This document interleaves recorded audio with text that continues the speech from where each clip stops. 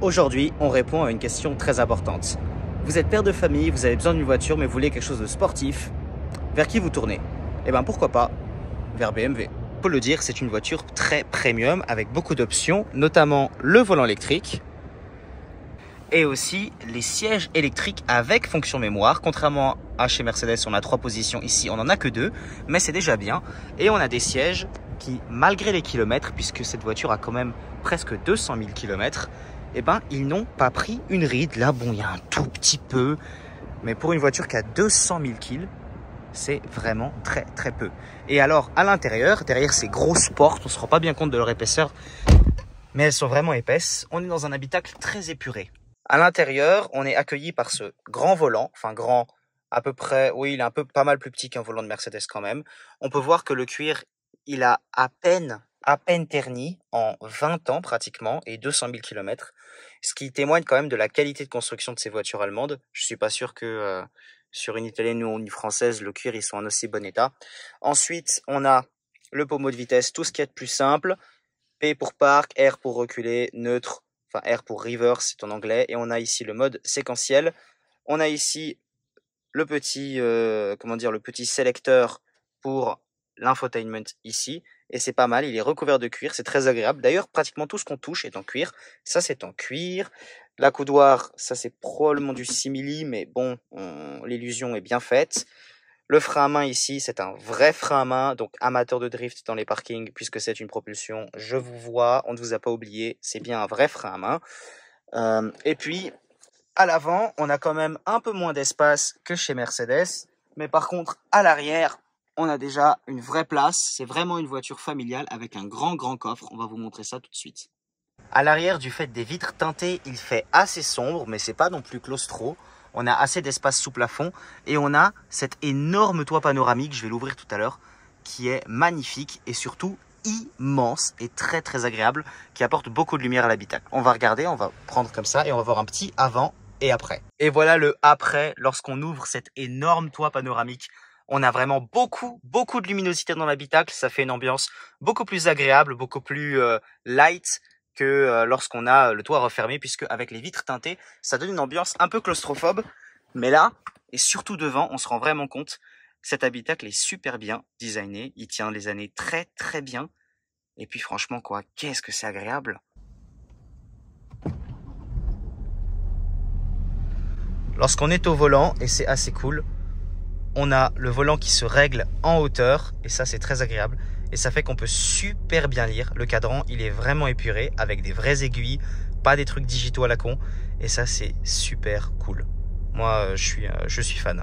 200 700 km, on l'a un peu roulé ces derniers jours cette voiture et pas un voyant rien. La jauge de consommation instantanée qui est un truc très agréable, je ne comprends pas pourquoi est-ce qu'ils l'ont enlevé et beaucoup d'options très cool. Le régulateur de vitesse, je crois qu'il est adaptatif, je crois que c'est ça que veulent dire ces petites flèches. Mais le régulateur de vitesse, les sièges chauffants, cette boîte automatique très réactive, très agréable. Un vrai frein à main, enfin bref, une voiture avec une ambiance assez sportive somme toute. Une grande qualité de cette voiture, c'est le système d'infotainment qui s'appelle le iDrive, si je dis pas de bêtises. Il se contrôle donc avec cette petite molette, un bouton menu et on a même un bouton pour parler à la voiture. Bon, ça d'expérience, ça ne marche jamais. Mais ça et ça marche très très bien. Et on a un système qui est très agréable à utiliser, très intuitif. On décale la molette sur le côté pour sélectionner à gauche. Par exemple là, on peut sélectionner les contrôles, voilà, typiquement du climate control.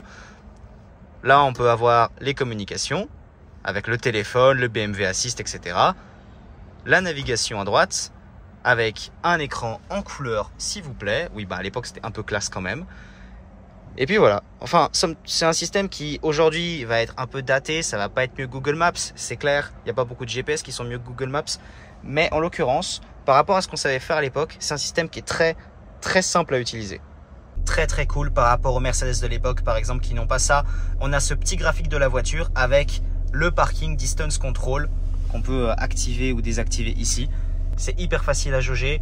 La voiture, même si on peut voir il n'y a pas énormément de visibilité, et ben elle est facile à parquer, notamment grâce à ce système qui est super bien foutu. Sous le capot, on a ce 6 cylindres en ligne puisque BMW fait que des 6 cylindres en ligne. Enfin, ils font d'autres moteurs, mais leurs 6 cylindres sont en ligne systématiquement. De 2,5 litres de cylindrée, il fait 177 chevaux et 400 et quelques newton-mètres de couple. Et c'est un moteur qui est très rond, très agréable. Bon, après, voilà, dans la limite de ce qu'un diesel peut être, évidemment, en termes d'agrément de conduite, mais quand même. Et puis, franchement, il a plutôt une bonne tête. Alors évidemment, ça c'est le cash, hein, si on l'enlève, c'est beaucoup moins glamour. Mais quand même, on a un moteur qui est très agréable à rouler. Avec le petit badge BMW, le petit insigne BMW, franchement, il y a un côté très prestigieux, même si c'est un diesel, même si c'est pas la 535, c'est quand même une voiture qui est très cool à voir, très cool à conduire.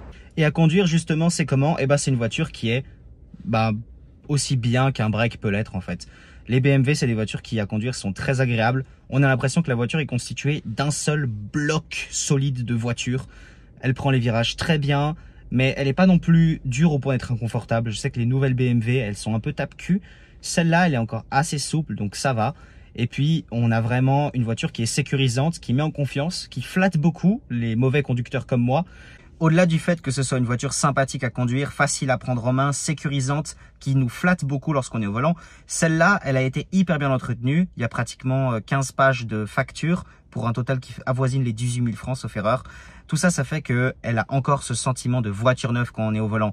Il n'y a pas d'hésitation dans le volant, pas du tout. Il n'y a pas d'hésitation dans la suspension quand on passe sur un dos d'âne ou quand il y a des aspérités sur la route. C'est une voiture qui envoie vraiment le feeling de voiture neuve.